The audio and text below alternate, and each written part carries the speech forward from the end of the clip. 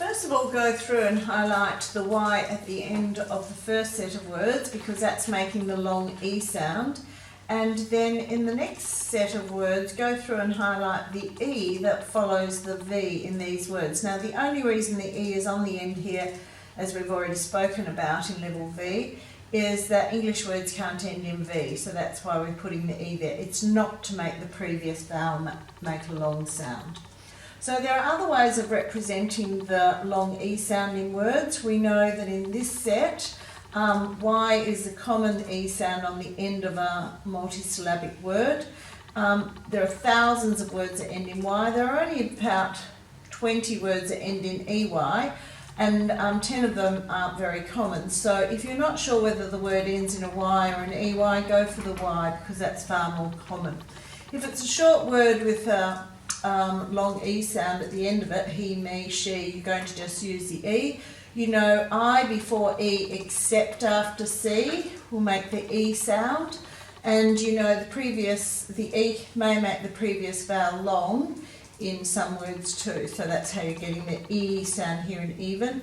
And tree, we've got the double E. After that, C, we've got the EA. So the only way I can give you to remember whether it's a double E for the E sound or an EA is that most words that have EA in them for the long E sound you can somehow associate with eating. So we do eat a lot of food from the sea. We wouldn't eat a tree, or so that might help you, but sometimes you have to push that association. So what do these words mean? Let's go through and have a look. So memory is how the brain stores and remembers information. It's something remembered from the past. A pastry is a dough used as a base for pies. Property is thing or things belonging to someone or a characteristic of something. Privacy is when you are not disturbed or observed by others. Secondary means coming after. Could also mean less important. It could also mean resulting from something or someone else. Exemplary means serving as a very good model. Talkative means someone's very fond of talking and they're talking a lot. Digestive means the process of digesting food. It can also be aiding the process of digestion. Suggestive is tending to suggest an idea, and comparative is when we compare two things. So it's the similarity between one thing and another. It usually indicates a higher degree of something, where we might add to the base word or say more. So something is prettier or it's more important. So that's how we create a comparative. We discussed the meanings of these words yesterday, so if you're unsure of any of them, go back to the day one video. So all you need to do today otherwise is to read the word, cover it, write it, and check that you've spelt it correctly. Anything incorrect, rub it out and write it again.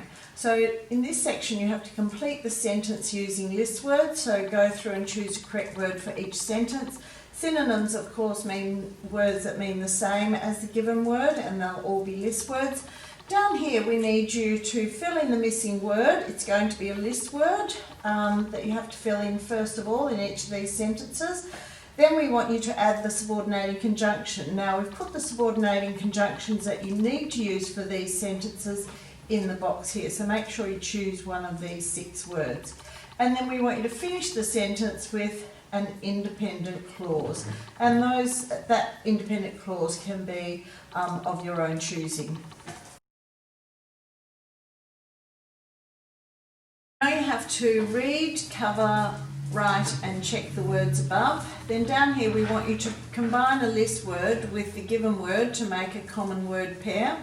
Here you're changing these nouns from singular noun form into plural noun form. So you know that if there's a consonant before the Y, you have to change the Y to an I before you add the ES. If there's a vowel before the Y, you don't. Break these words into syllables. Now this is really one of the most important things you're going to learn in reading and spelling. So knowing whether a vowel is making its long or short sound is really important. So if you have a short vowel, you close the syllable with a consonant because there's usually two consonants after a short vowel. So you're going to split the word into its syllables by right between those two consonants. Those consonants could be the same or they could be different. Now with long vowels though, we're going to leave the syllable open. So we're not closing it with a consonant. A long vowel sound usually comes before one consonant. So you're going to cut that syllable straight after the long vowel sound. That may help you work through these. So you can see mem, it is a short sound, so we're closing it with a consonant, or any vowel with an R is a long vowel sound, so we split that syllable straight after the R, and of course the Y is making a long sound, E at the end there, so that's left open as well. Down here, use these list word extensions in a sentence, so you can work your way through those. You may need to discuss them within your group if you get a little bit tricked.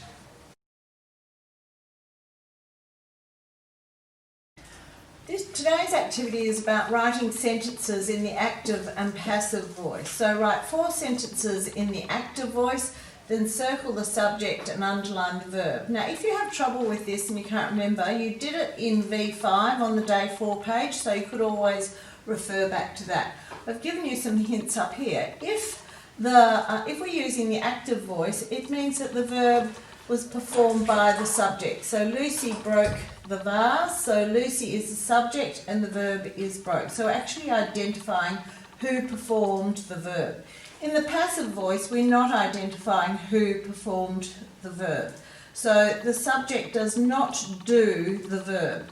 The vase was broken. We've not stated that it was Lucy who broke the vase.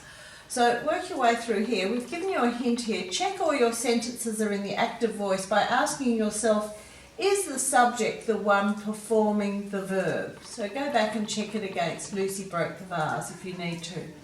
When a sentence is written in the passive voice, the subject is not performing the verb. So for the sentences below, which are in the passive voice, underline the verb, then add who or what could be performing the verb. So I've given you the example, the walls were drawn on, and then we've added by the toddler. So we've identified who the subject is. Who the subject is that's performing the verb. Now down here we want you to write 6 sentences in the passive voice, at least 2 of which include the person or thing who actually performs the verb. And down the very bottom we're asking, why might a writer choose to write in the passive voice? Suggest at least 3 reasons. So you may need to discuss that within your group.